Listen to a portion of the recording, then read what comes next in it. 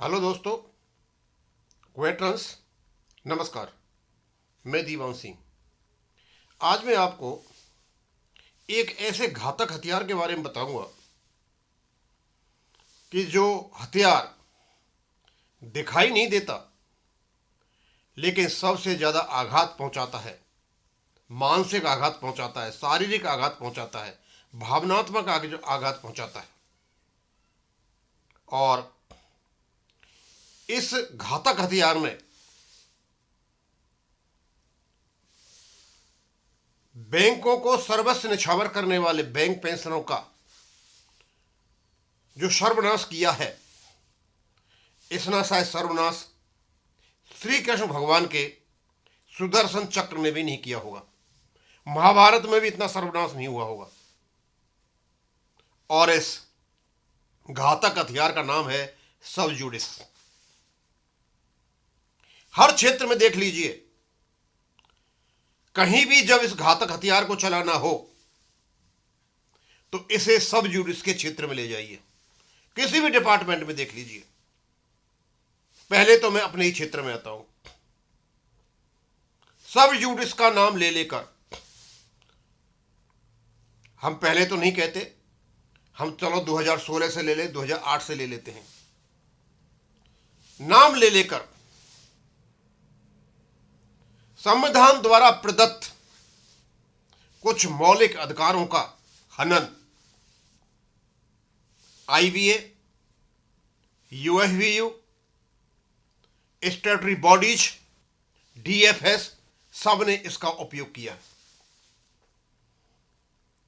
केवल और केवल यह इतना घातक हथियार है, जो चलाने वाला है वो थोड़ा चतुर होना चाहिए और चतुराई से चलाया जाना चाहिए। और जिस पर चलाया जा रहा है वो इतना निरीह और कमजोर इनोसेंट है कि उसके बार को 32 साल से झेल रहा है, और वो है बैक पेंशनर। ये सोशल वेलफेयर के नाम पर सरकार चलाने वाले head of the state, head of the executive, supreme court, high court, bank, DFS, IBA, UFU, सबने मिलकर बैंक पेंशनरों का शोषण किया है। और इतना ही नहीं, इन सब ने मिलकर आर्टिकल 14, आर्टिकल 21, आर्टिकल 300A का सरेआम उल्लंघन किया है। इन्हें कोई पूछने वाला नहीं है। इस सब जुडिस के बारे में एक लेख डालूंगा मैं। ये जयंत शुक्ला साहब ने लिखा है। वो कहते हैं कि 2023 में पेंशन होने वाली थी। यह मामला हमेशा के लिए सुलट गया होता, लेकिन क्रूर किस्म के शासकों ने, हमारे दो ही शासक हैं, आईबीए और यूएफबीयू, इन क्रूर किस्म के शासकों ने सब जुडिस का बहाना लेकर बैंक पेंशनर्स की उम्मीदों को चूर चूर कर दिया, धूल धूसित कर दिया, धाराशाही कर दिया। और ऐसे ऐसे तर्क दिए गए कि ये मैटर सब जुडिस है। मैटर सब जुडिस है या नहीं, इससे कोई मतलब नहीं है। लेकिन जो आदमी व्यथित है, दुखी है, परटर्ब्ड है, आक्रोशित है, शोषित है, क्या इसी को सोशल वेलफेयर कहते हैं? आज तक जो सरकारी महकमों में बैठे हुए बाबू, जिनको हम सेक्रेटरी कहते हैं, और वो डीएफएस में बैठे हुए हैं, उनके कभी भी दिमाग ये जूं तक नहीं रहेगा कि आखिरकार जो व्यक्ति 1986, 87, 88, 2001 या 2000 से पहले, 2005 से पहले रिटायर हुआ होगा, उस समय थोड़ी थोड़ी पेंशन हुआ करती थी। ये डीए भी बढ़ेगा तो कितना सा बढ़ेगा, वो अपना गुजर बसर कैसे करते होंगे। बीआरएस की स्कीम में गए हुए लोग, उस समय भी हल्की हल्की बेसिक पेंशन हुआ करती थी, वो अपना गुजर बसर कैसे करेंगे? 2001 में गया एक बीआरएस का बैंक पेंशनर, मैंने उससे पूछा तुम्हारी पेंशन कितनी है? तो वो कहते हैं मैं 19 साल में आया था और कुछ ऊपर हो गए थे, उनकी पेंशन इस समय 18,000 है, और वो 33 साल में होते तो भाई 30,000 हो जाती, इससे ज़्यादा नहीं होती। जैसे ये पूछा जाए कि आज के ज़माने में 30,000 में, जब 30,000 से ज़्यादा बैंक की जो मेडिक्लेम की पॉलिसी उसको लेने में लग जाए तो ये आदमी क्या करेगा? कैसे जिंदे रह रहे होंगे? क्या मानवीय संस्कार या मानवता या संवेदनाएं हमने सारी धाराशायी कर दी हैं? हम क्या आदमी नहीं रहे, इंसान नहीं रहे? और ये स्वार्थी किस्म के लोग जिन्हें हम यूएफबीयू कहते हैं, जो अनरजिस्टर्ड है, नौ संगठन जो हमारे लिए बने थे, इनको बिल्कुल भी ये हिचक नहीं आई कि इस बैंकों को अपना खून बहाने वाले लोग जो आज अपनी आवश्यकताओं की पूर्ति नहीं कर पा रहे हैं, वो कैसे जीवन यापन करते होंगे। ये सारे के सारे यूएफबीयू के जितने भी लोग हैं, ये सब अनएजुकेटेड हैं। एजुकेशन का मतलब ये नहीं है किसी ने ग्रेजुएशन कर लिया, पोस्ट ग्रेजुएशन कर लिया, ये क्वालिफिकेशन है। मैं अनएजुकेटेड बात कर रहा हूं, मैं नॉन क्वालिफाइड की बात नहीं कर रहा हूं। और एजुकेटेड वो होता है जो बदलते हुए परिवेश में बदलती हुई परिस्थितियों को जाने। एजुकेटेड वो होता है जो बैंक पेंशनरों की समस्याएं हैं उनको जाने, उनका जीवन यापन कैसे होता है उसको जाने, उसकी मेडिकल पॉलिसी के लिए पैसा कैसे है उसको जाने, उसकी दर्दनाक हालत कैसी हो रही है उसको जाने। इन सब अनएजुकेटेड लोगों ने इन सब चीजों से आंखें फेर ली, क्योंकि इनको सर्विंग बैंक एम्प्लॉय से लगातार महीने में पैसा आता है, कंट्रीब्यूशन आता है, और ये मजे मारते हैं।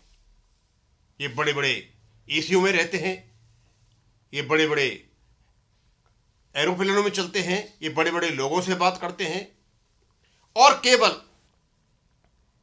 ऐसे जितने भी ये यूएफबीयू के घटक दल हैं और इनके जितने भी नेता हैं से पूछा जाए कि तुम्हारी सर्विस कहां कर रहे हो, कहां तुम्हारी पोस्टिंग रही है, पता चलेगा ये सारे के सारे लोग, इनके चमचे कंट्रोलिंग ऑफिस के आसपास घूमते रहते हैं, और इनका सिर्फ एक ही काम है, कैसे भी करके उन लोगों का काम बिगाड़ना जिनका कोई कुछ नहीं है। मैं नहीं समझता कि इतने दिनों से मुद्दा पड़ा हुआ है और इसको न सरकार सुलझाए, न वित्त मंत्रालय सुलझाए, न डीएफएस सुलझाए, बैंकों को चुप कर दिया जाए, आईबीए अपना खेल खेलता रहे, और ये नौ के नौ संगठन अपनी अपनी गोटी फिट करते रहे। मुझे तो देख करके ये शर्म आती है कि रियली हम संविधान के नीचे आते हैं, हमारे कोई मौलिक अधिकार हैं, या इनको कोई देखने वाला है? बस कहने को है कि हम जस्टिस की बात करते हैं, हम आर्थिक जस्टिस की बात करते हैं, इकोनॉमिक सोशल जस्टिस की बात करते हैं, हाँ पॉलिटिकल जस्टिस अलग है, वो मिल सकता है। ये जो वर्ड है सब जुडिस, इतना बड़ा घातक हथियार है। आप किसी भी डिपार्टमेंट में देख लीजिए, डिफेंस, मिनिस्ट्री ऑफ डिफेंस में चले जाइए, मिनिस्ट्री ऑफ फाइनेंस में चले जाइए, मिनिस्ट्री ऑफ एनवायरमेंट में चले जाइए, किसी भी डिपार्टमेंट में चले जाइए, बस जब उनको देखना होता है कि इस घातक हथियार का यूज करना है तो ऐसी समस्या क्रिएट करेंगे कि सामने वाले के पास कोई रास्ता नहीं है कि वो एग्जीक्यूटिव है। उनको पता है कि सामने वाला जिसका हमने हक मारा है,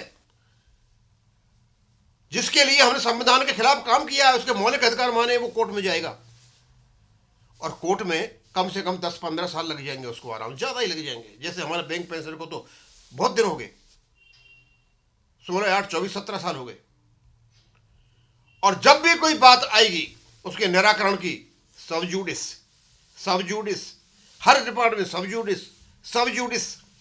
अरे क्या कमाल का हथियार है भाई। और इस हथियार को यूएफबीयू और आईबीए ने वंडरफुल तरीके से यूज किया है।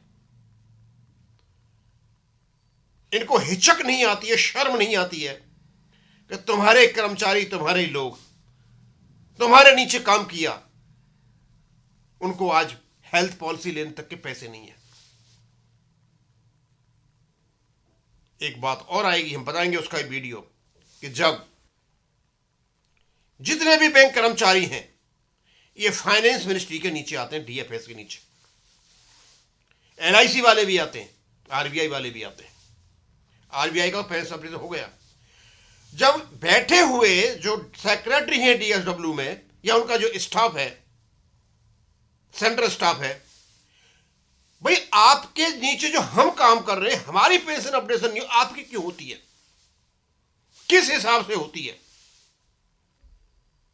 यह बहुत बड़ा सवाल है कि जिनके नीचे हम काम करते हैं और सार्वजनिक क्षेत्र के उपक्रम है ये, इनमें हम काम करते हैं, हमारी पेंशन अपडेशन नहीं क्यों होती है, आपकी क्यों होती है? होनी तो आपकी भी नहीं चाहिए फिर, जब हमारी नहीं हो रही तो आपकी होती है, हमारी नहीं होती। इससे बड़ा भेदभाव आपको कहीं नहीं मिल सकता। और यही लोग जिनकी पेंशन अपडेशन होती है, ये सब जुडिस को एक घातक हथियार के रूप में इन इनोसेंट, निरीह और बीमारियों से जूझते हुए बुजुर्ग पेंशनरों, जो बैंक के पेंशनर हैं, उनके खिलाफ इसको यूज करते हैं। ये बेहद शर्म की बात है। तो यहीं खत्म करूंगा। थैंक यू, धन्यवाद।